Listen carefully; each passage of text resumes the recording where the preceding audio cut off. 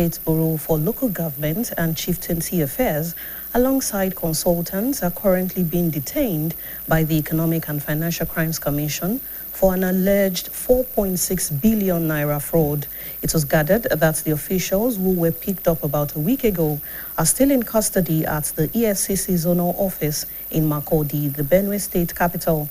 The EFCC is investigating the alleged diversion of 4.6 billion naira said to be meant for local government tools in the state. Investigations revealed that the funds were allegedly siphoned through the consultants under the guise of consultancy fees for auditing local government staff, pensioners and primary health care personnel across the 23 local government councils in the state. It was further learned that all 23 local government chairmen have been invited to account for their roles in the matter, while directors of general services and treasurers had already been questioned. Also confirming the investigation, the Benue State Commissioner for Finance, Mr. Michael Begba, said the state government would not interfere with the EFCC's probe. He said the government had zero tolerance for corruption and was fully cooperating with the anti-graft agency. The commissioner warned government officials to always follow due process, stressing that Governor Reverend Father Hyacinth Elia had zero tolerance for corruption. As of the time of filing this report, the detained officials are said to be processing their bail.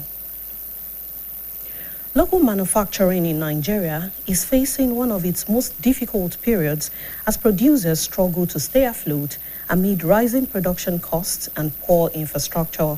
Across the sector, many manufacturers are now caught between maintaining product quality and simply surviving in an economy that continues to exert pressure on local production. Our reporter Hawao Ibrahim reports on the delicate balance between quality and survival in Nigeria's manufacturing industry. Our report is presented by Olamiposi Ishola. Local manufacturing in Nigeria is at a critical crossroads, with producers increasingly torn between delivering quality products and keeping their businesses alive in a harsh economic environment. Speaking on the development, the chairman, Manufacturers Association of Nigeria, Southwest Zone, Mr. Sunday Aboriomo, said the sector is under severe strain, citing weak infrastructure, unstable exchange rates, high production costs, and persistent foreign exchange challenges. Mr. Aboriomo explained that the growing tension between quality and survival has made it difficult for manufacturers to remain competitive without lowering standards. He therefore called on governments at all levels to harmonize tactics and provide targeted intervention to reduce the burden on local producers. There's a general mentality, and I want to believe that even you, when they say this is a local made product and this is an imported, you will quickly go for the imported. But I can say with every sense of responsibility that most of the manufactured products in Nigeria, some of them are far better than the imported ones. I won't mention them so that it's not as if I'm advertising my company, but I know there are some furniture, plastic furniture, that when you even see them, you think they are imported, but they are locally made here. So it's a matter of changing the orientation of people, including you and I, that look, why not let us patronize local made products? And then the government has a big role. Also reacting, finance consultant and investment expert Chief Abiola Ali insisted that although profit is essential for business sustainability, quality must never be compromised. Chief Ali warned that cutting production costs at the expense of quality could pose serious risks to consumers and undermine confidence in Nigerian-made products. He added that modest price adjustments may be a safe alternative than producing standard goods, stressing that quality goes beyond physical appearance but central to sustainability, consumer safety, and long-term business growth. For sub-national in Africa, and that's talking about African Continental Free Trade Area. What that means is that because Oyo State government has launched after implementation strategy last year, the strategy for implementing it has started, and what the people need to is so keen. It will encourage people to produce more because you now have a market. Why you keep? There are two reasons why you keep you reduce your production. One is that you are looking, maybe you don't have market to sell the product. That's number one. Number two is that you don't have the wherewithal in terms of finance to continue to produce. But Oyo State government has done something, has opened the space, opened the market space throughout Africa for people to produce here to be able to sell their products to all parts of Africa. So meaning that alone encourages producers to continue to produce. As Nigeria seeks to build a resilient and globally competitive manufacturing sector, stakeholders agree that quality must remain non-negotiable even in the face of economic pressures. They stress that only through supportive government policies, stable exchange rates, and sustained investment can local production thrive and earn lasting consumer trust. The Director General of the Dawn Commission, Dr. Iroyin Ojokanri, has attributed Nigeria's ongoing security challenges to the country's highly centralized system of government. Dr. Ojokanri made this known while speaking on BCOS Television's monthly flagship program, Guest of the Month, where he discussed key issues and challenges facing various sectors of the nation. He noted that governors in the Southwest have continued to invest significantly in security, a move that led to the establishment of the regional security outfit, Amotekun, which he said is managed by seasoned professionals. The Dawn Commission boss also revealed plans by the Western governors to soon launch the Western Nigeria Security Trust Fund, aimed at strengthening security, protecting lives and property, and making the region more conducive for residents. Dr. Ojokanri added that the growing call for state police is largely driven by the successes recorded by Amotekun across the Southwest. The United States of America is often described as the world's police, a reputation shaped by its military power, global influence, and frequent involvement in international conflicts since the end of World War II. While some see America's role as necessary global leadership, others view it as interference in the affairs of sovereign nations. How the U.S. assumed this position and what it means for the world under the current leadership of President Donald Trump. Our reporter, Bemisola Adebayo, reports. With one of the world's largest defense budgets and military bases across several continents, the United States remains a dominant force in global security. Since World War II, America has led or influenced numerous military interventions, often justified as efforts to defend democracy, fight terrorism, or maintain global stability. From the Middle East to Eastern Europe and parts of Africa and Asia, U.S. involvement continues to shape global affairs. However, recent actions, including its posture towards Iraq, Venezuela, and reported interest in Greenland over its strategic and mineral value, have renewed concerns about respect for national sovereignty. Critics argue that America's world police role often serves strategic and economic interests rather than lasting peace. Veteran journalist Elder Banji Ogundele warns that rising global tensions could pose serious risks if not carefully managed. If you can remember precisely, Clinton, the wife of the former president, Hillary Clinton, warned America about voting for Trump. She said that the temperament of the American president will cause a third world war. And we are getting near a third world war now.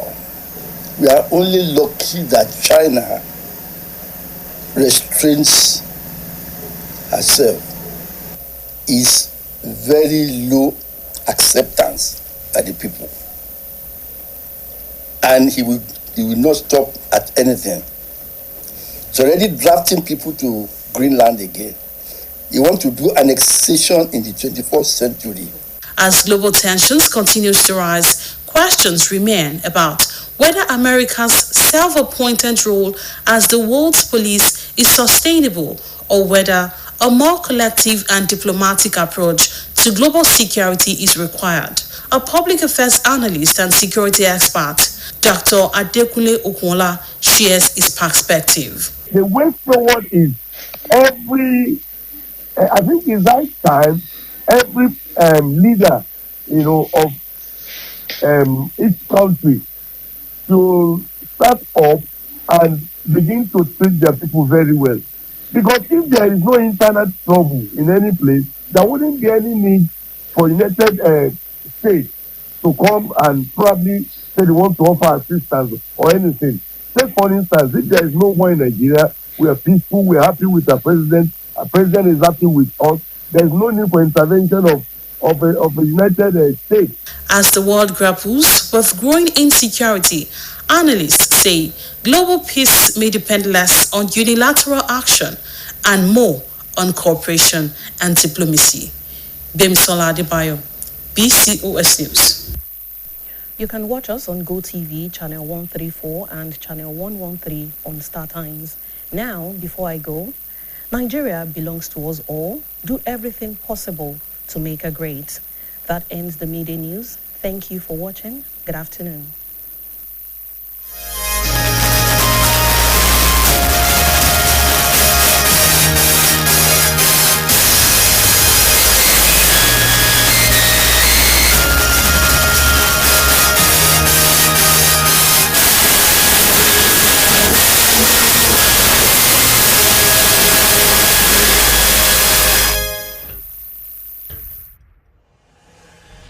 alhamdulillah oṣù alápọ̀nlé ti tún wọlé dé wẹ́rẹ́ o oṣù ẹ̀yọ́nú oṣù yú ẹ̀ṣẹ̀ tọ́ba aláàjọ àṣà ìtàn sínú ìgbèkùn oṣù Ramadan.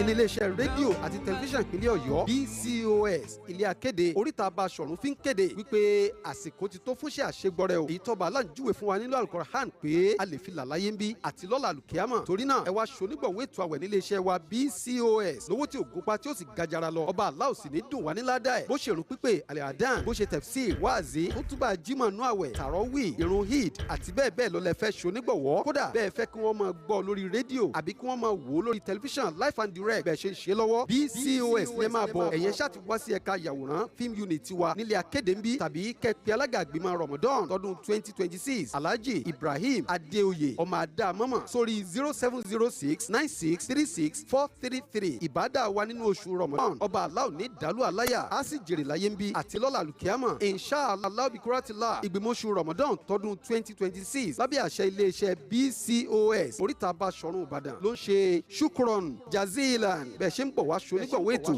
ètò.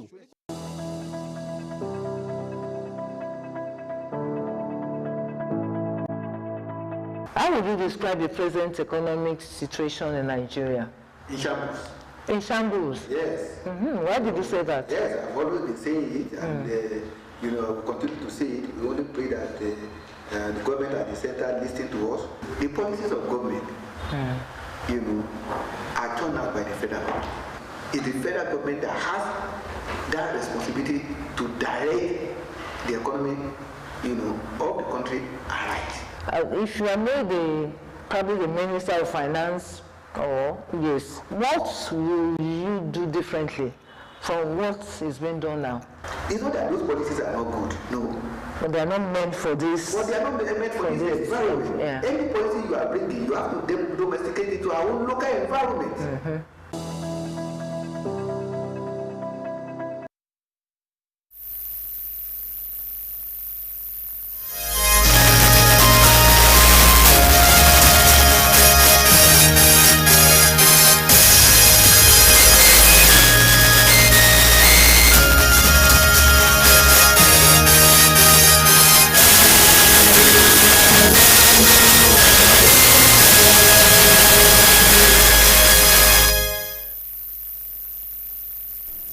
ẹ káàsán ẹ kú àtàárọ̀ ìròyìn ọjọ́ kan rí ńlá mú wá fún yín Ayọ̀rìndé Ọlágòkè lórúkọ mi.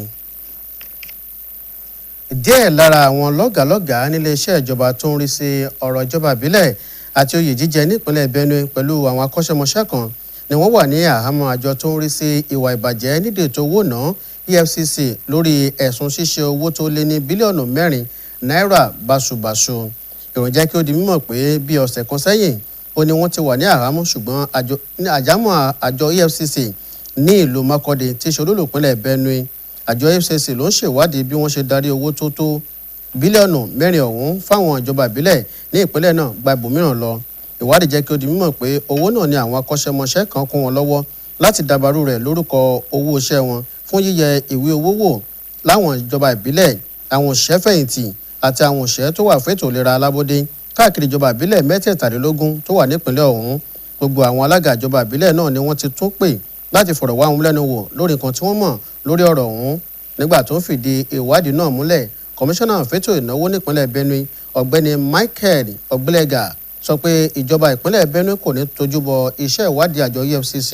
ó ní ìjọba ò ní àtẹ̀mọ́ra kankan fún ìwà ìbàjẹ́ tí ó sì ṣetán láti fọwọ́sowọ́pọ̀ pẹ̀lú àjọ EFCC. àwọn tó ń pèsè nǹkan lórílẹ̀‐èdè Nàìjíríà ló ń kojú ìpèníjà tó lágbára lásìkò yìí pẹ̀lú bí wọ́n ṣe ń tiraka gbìyànjú láti wá ojú òpó pẹ̀lú bí owó nǹkan ṣe ń gbówó lórí àti àwọn kan tí wọ́n ń ṣe lórílẹ̀‐èdè Nàìjíríà. ní gbogbo ẹ̀ka ọ̀pọ̀ àwọn tó ń pèsè nǹkan nílẹ̀ yìí ni wọ́n ń gbìyànjú láti ṣe ojúlówó nǹkan àti wíwá ọ̀nà láti jàjàbọ́ pẹ̀lú ètò ọrọ̀ ajé tó ń fi ojoojúmọ́ wa ìkọ́ná mọ́rùn àwọn tó ń pèsè nǹkan lábẹ́lé nílẹ̀ yìí. akọ̀ròyìn iléeṣẹ́ wa Àwa Ibrahim jábọ̀ iṣẹ́ rẹ̀ lórí ojútùú sí ọ̀nà ọ̀hún. ohun tó mú bọ̀ rí ẹ bá mi ká lọ. àwọn tó ń pèsè nǹkan lábẹ́lé lórílẹ̀‐èdè Nàìjíríà ló ń kojú àwọn ìpèníjà lóríṣiríṣi lásìkò yìí pẹ̀lú bí wọ́n ṣe ń tiraka láti ṣe déédé pẹ̀lú àwùjọ àgbáyé nítorí bí owó tí wọ́n ná lórí ìpèsè nǹkan ṣe ń gbẹnu sókè bákan náà tí kò sì sí àwọn nǹkan èlò tí ó kojú owó lásìkò yìí. nígbà tó sọ̀rọ̀ lórí ìgbésẹ̀ ọ̀hún, alága ẹgbẹ́ àwọn tó ń pèsè nǹkan lábẹ́lé lórílẹ̀‐èdè Nàìjíríà ẹkùn ti gúúsù wọ orílẹ̀‐èdè yìí ọ̀gbẹ́ni Sunday Abóríọmọ ó ṣàlàyé pé ẹ̀ka náà ń kojú àwọn ìpèníjà nínú èyí tí ó ti tọ́ka sí àwọn nǹkan èlò tí ò kojú òṣùwọ̀n, ségesège owó pàṣípàrọ̀, owó gègé tí wọ́n fi ra àwọn nǹkan èlò àti bí owó ilẹ̀ òkèèrè náà ṣe dúró sójú kan. ọ̀gbẹ́ni Abóríọmọ ṣàlàyé pé bí nǹkan ṣe rí láàrin àwọn ojúlówó nǹkan àti kí iléeṣẹ́ ó má kú ló jẹ́ nǹkan mìíràn fún àwọn tó ń pèsè nǹkan láti lè ta kàngbọ̀n láì jẹ́ pé wọ́n di ọwọ́jà nǹkan tí wọ́n ń pèsè kù. ó rọ àwọn ìjọba lẹ́lẹ́kajẹ̀ka láti jẹ́ kí owó orí ó wà lójú kan, bákan náà kí wọ́n sì tún ṣètò bí nǹkan ṣe rọrùn fún àwọn tó ń pèsè nǹkan lábẹ́lé nílẹ̀ yìí. ìgbìyànjú wa ni pé ẹ jẹ́ ká máa ra nǹkan tó yẹ pé àwa Nigerians náà la ṣe láti wá ṣe lè ní pé àwọn kan wà tó yẹ pé láti ṣe àwọn kiri nítorí gbogbo ohun tá a fi ń ṣiṣẹ́ iná ọ̀nà gbogbo ẹ̀ tí ò dá tó ló jẹ́ pé àwọn tó dá ilé iṣẹ́ lẹ̀ àwọn máa dọ́gbọ́n sí so that wọ́n lè jèrè. ṣùgbọ́n nǹkan táwọn ń sọ ni pé ìjọba kan bá wa dá sí gbogbo ọ̀nà gbogbo nǹkan tó yẹ kán ṣe iná kan bá wa subsidize ẹ̀ ó yẹ pé òun táwọn máa san fún náà kó má pọ̀ because owó náà ló ń gbé gbogbo owó tí ẹni tó ń dá iléeṣẹ́ lẹ̀ owó ló ń gbé gbogbo ẹ̀ lọ. lẹ́yìn yẹn ẹ̀yin àtẹ̀mí ẹ jẹ́ ká wá pinnu láti lọ pé ohun tó bá ṣe ní ìlú yìí láà máa rà láà máa dìbò fún. nígbà tí òun náà ń sọ̀rọ̀ lórí ọ̀rọ̀ ọ̀hún, onímọ̀ nípa ètò ìdánwò àti akọ́ṣẹ́mọṣẹ́ nípa ètò ìdókòwò olóyè Abíọ́lá Àlè tẹnumọ́ pé bí ó tilẹ̀ jẹ́ pé èrè ṣe kókó fún ìfẹsẹ̀múlẹ̀ okòwò ṣùgbọ́n ojúlówó kan náà ò ṣe é fọwọ́rọ́ sẹ́yìn. olóyè Àlè kìlọ̀ pé dídín ọwọ́ ìpèsè nǹkan kù ló léwu gidi fún àwọn tí yóò máa lò ó tí àwọn èèyàn sì ní nígbàgbọ́ mọ́ nínú àwọn kan tí wọ́n ń pèsè lábẹ́lé nílẹ̀ yìí. ó fi kún ọ̀rọ̀ rẹ̀ pé bí àtúnṣe ráńpẹ́ bá bá owó ọjà ó sì dára ju kí wọ́n máa pèsè nǹkan tí kò kojú òṣùwọ̀n lọ, pẹ̀lú àlàyé pé kíkojú owó nǹkan kọjá àfojúrí lásán ṣùgbọ́n tí ó ní nǹkan ṣe pẹ̀lú ìfẹsẹ̀múlẹ̀ ààbò àwọn oníbàárà àti ìdàgbàsókè ọlọ́jọ́ pípẹ́ fún ètò káràkátà. lóòótọ́ àwọn èèyàn ń sọ pé ọjà wọn ní gbòòrò ń sìn, ṣùgbọ́n tó yẹ kán ṣe ni pé kí wọ́n rí i pé àwọn nǹkan tí wọ́n máa tà tó máa pèsè kí ó mú yanyan dáadáa káwọn kìíní yẹn kó ó tún dáa ju tẹ́lẹ̀ lọ tó bá dáa ju tẹ́lẹ̀ lọ táwọn yẹn bá ń rà á bó ti yẹ pé káwọn á fèrè kékeré sórí ẹ̀ táwọn yẹn bá ń rà á tí wọ́n dẹ̀ ń gbádùn nǹkan tí wọ́n ń rà yẹn eléyìí ó jẹ́ kán tún máa rà á lọ àwọn míì tí ò kì í rà tẹ́lẹ̀tẹ́lẹ̀ àwọn èèyàn tó ń rà tó ń gbádùn ẹ̀ yẹn wọn ó jẹ́ kí wọ́n tún máa rà torí wọ́n máa sọ pé àwọn ra kínní ó sì dáa ẹ̀wọ́ náà lọ rà eléyìí ó jẹ́ kí àwọn nǹkan yìí kí ó máa lọ síwájú èyí tí wọ́n wà máa tà yóò wá pọ̀ ju ìgbà tí wọ́n dín ọwọ́ ẹ̀ kù tí wọ́n wá ń tà ní owó tó wá sílẹ̀. pẹ̀lú bí orílẹ̀-èdè nàìjíríà ṣe ń gbìyànjú láti ṣe dọ́gba pẹ̀lú àwùjọ àgbáyé lẹ́ka ìpèsè nǹkan àwọn tọ́rọ̀ kàn gbà pé pípèsè ojúlówó nǹkan ló gbọ́dọ̀ dúró digbí kódà pẹ̀lú bí ètò ọrọ̀ ajé ilẹ̀ yìí ṣe ń kojú ìpèníjà àwọn méjèèjì jẹ́ kí ó di mímọ̀ pé àtìlẹ́yìn ìjọba nìkan nípa àwọn ètò rẹ̀ kí ìlànà pàṣípàrọ̀ dúró sójú kan bákan náà kí ètò ìdókòwò náà fẹsẹ̀ múlẹ̀ ló lè jẹ́ kí pípèsè nǹkan lábẹ́lé nílẹ̀ yìí fẹsẹ̀ múlẹ̀ tí àwọn oníbàárà náà sì ní ìgbẹ́kẹ̀lé nínú àwọn tó pèsè nǹkan lábẹ́lé nílẹ̀ yìí Ayọ̀rìndé Ọlágòkè ló ròyìn fún iléeṣẹ́ BCOS. ọ̀gá àgbà àjọ tó ń rí sí ìdàgbàsókè ẹkùn gúúsù ọ̀run ilẹ̀ yìí àtijọ́ ọ̀mọ̀wé ṣẹ̀yẹ oyèlẹ́yẹ ti tọ́ka sí ìpèníjà tó bá ètò ààbò orílẹ̀-èdè nàìjíríà báyìí sí ìlànà ètò ìjọba tá à ń lò ọ̀mọ̀wé oyèlẹ́yẹ sọ̀rọ̀ yìí di mímọ̀ lásìkò tó ń kópa lórí ètò iléeṣẹ́ wa BCOS tó jẹ́ tolóṣooṣù tí a pè ní àlejò olóṣooṣù níbi tó ti sọ̀rọ̀ lórí àwọn kókó nǹkan àti àwọn ìpèníjà tó ń kojú oríṣi ẹ̀ka lórílẹ̀-èdè yìí ó jẹ́ kí ó di mímọ̀ pé àwọn gómìnà lápá gúúsù ọ̀run orílẹ̀-èdè nàìjíríà ni wọ́n náwó lórí ọ̀rọ̀ ètò ààbò ìgbésẹ̀ tí ó mú wọn dá ikọ̀ elétò ààbò àmọ̀tẹ́kùn sílẹ̀ lẹ́kùn yìí tí àwọn akọ́ṣẹ́mọṣẹ́ sì jẹ́ alákòóso rẹ̀ ọ̀gá àgbà àjọ don tó sọ̀rọ̀ nípa èròǹgbà àwọn gómìnà ọ̀hún láti ṣèfilọ́lẹ̀ ètò ìdáwó kan nípa ètò ààbò lápá gúúsù ilẹ̀ yìí èyí tún ni èròǹgbà wọn láti ṣe ètò ìrónilágbára tọ́rọ̀ ètò ààbò níbi tí ààbò ti wà fún ẹ̀mí àti dúkìá àwọn èèyàn bákan náà kí ẹkùn yìí sì tún gbé fún àwọn èèyàn tó ń gbé bẹ́ẹ̀ ọ̀mọ̀wé oyèlẹ́yẹ fi kún ọ̀rọ̀ rẹ̀ pé bí àwọn èèyàn ṣe ń pariwo fún ìdásílẹ̀ iléeṣẹ́ ọlọ́pàá ìpínlẹ̀ kò sẹ́ẹ̀ nítorí àwọn àṣeyọrí tí ikọ̀ àmọ̀tẹ́kùn ṣe káàkiri ẹkùn gúúsù ọ̀run ilẹ̀ yìí. orílẹ̀-èdè amẹ́ríkà ni wọ́n ṣàpèjúwe gẹ́gẹ́ bí ọlọ́pàá àgbáyé orúkọ tí iléeṣẹ́ ọmọ ogun rẹ̀ àti ipa tí ó ní lórí àwùjọ àgbáyé tó fi mọ́ bí ó ṣe ń dá sí ọ̀rọ̀ làásìgbò àgbáyé lọ́wọ́lọ́wọ́ àti láti fòpin sí ogun àgbáyé lẹ́ẹ̀kejì ló wà bí àwọn èèyàn ṣe ń ṣe rí i pé ipa ilẹ̀ amẹ́ríkà ni kò ṣe ló ṣe pàtàkì àwọn èèyàn kan tó ń dá sí ọ̀rọ̀ orílẹ̀-èdè yìí bó ṣe dá dúró ǹjẹ́ bí ilẹ̀ amẹ́ríkà ṣe dé ipò yìí àti pé kí ni ìtumọ̀ eléyìí lábẹ́ ìjọba ààrẹ Donald Trump ti ilẹ̀ amẹ́ríkà lẹ́nu lọ́wọ́lọ́wọ́ báyìí akọ̀wé iléeṣẹ́ wa Gbémisọ́lá Adébáyọ̀ ṣàgbéyẹ̀wò rẹ̀ ohun tó ń bọ̀ rí lẹ́nu Bùnmi Elégbèdé. pẹ̀lú owó tabua tí wọ́n yà sọ́tọ̀ fún ètò ààbò àtàwọn ibùdó àwọn ọmọ ogun káàkiri àgbáyé orílẹ̀-èdè amẹ́ríkà jẹ́ ọ̀kan lára orílẹ̀-èdè tí ààbò rẹ̀ gbópọn jùlọ láwùjọ ètò ààbò àgbáyé látìgbà ogun àgbáyé kejì lórílẹ̀-èdè amẹ́ríkà ti ń lo àwọn ọmọ ogun rẹ̀ láti dá sí onírúurú ìjà èyí tó ní òun fi ń jà fún ìjọba àwarawa gbígbógun ti ìgbésùnmọ̀mí àti fífẹsẹ̀ àlàáfíà àgbáyé múlẹ̀ láti àjìndó ìlà oòrùn títí dé ìlà oòrùn orílẹ̀-èdè aláwọ̀ funfun tó fi dé àwọn apá ibìkan nílẹ̀ adúláwọ̀ àti Asia nílẹ̀ Amẹ́ríkà ti ń dá sí làásìgbò tó bá ṣúyọ àmọ́ ṣá ìgbésẹ̀ tó gbé láìpẹ́ yìí lórí ilẹ̀ Iraq Venezuela àti ìfẹ́ tó ní sí àwọn ohun àlùmọ́ọ́nì àwọn orílẹ̀-èdè náà ní àwọn òǹwòye ti wòye pé ipò Amẹ́ríkà gẹ́gẹ́ bí ọlọ́pàá àgbáyé lọ́pọ̀ ìgbà máa ń ṣàfihàn ìfẹ́ tó ní sí ọrọ̀ ajé níbẹ̀ ni dípò wíwá ojútùú sí ọ̀rọ̀ tó wà nílẹ̀ àgbà ọ̀jẹ̀ oníròyìn alàgbà Banji Ògúndélé ṣèkìlọ̀ pé àwọn làásìgbò tó ń ṣúyọ yìí lè ní ewu púpọ̀ lórí àwùjọ àgbáyé tí wọ́n bá tètè kápá rẹ̀. wọ́n ń káàkiri nígbà tí wọ́n tẹ̀lé bàṣubàṣu wọ́n tẹ̀lé lójú nítorí pé wọ́n mọ Ọlọ́run wọ́n mọ̀ pé Ọlọ́run wà. ní Iraq wọ́n ṣe ní Libya àtẹ́bárántí Gaddafi wọ́n pàdánù Libya ò ti tòrò láti bàyọ̀ ti ṣe ẹ̀ṣẹ̀kúṣe wọn.